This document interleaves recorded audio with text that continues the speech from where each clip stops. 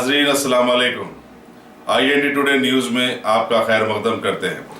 आइए देखते हैं ये तफसीलात। म्यूनसिपल मिनिस्टर साहब को ये कहना चाहूँगा कि पिछले 50 साल से वहाँ पर 150 मकान हैं। उधर एक बहुत ही छोटी बस्ती है, 8 बाई 8 के ऐसे प्लेस में लोग वहाँ पर रह रहे। लेकिन प्रॉब्लम क्या है, 2 BHK यानी डबल बेडरूम स्कीम में उसको इम्प्लीमेंट करने के लिए वो वक्फ बोर्ड लैंड है। वो वक्फ बोर्ड लैंड रहने के कारण वहाँ पर डबल बेडरूम स्कीम की योजना नहीं ला सक रहे।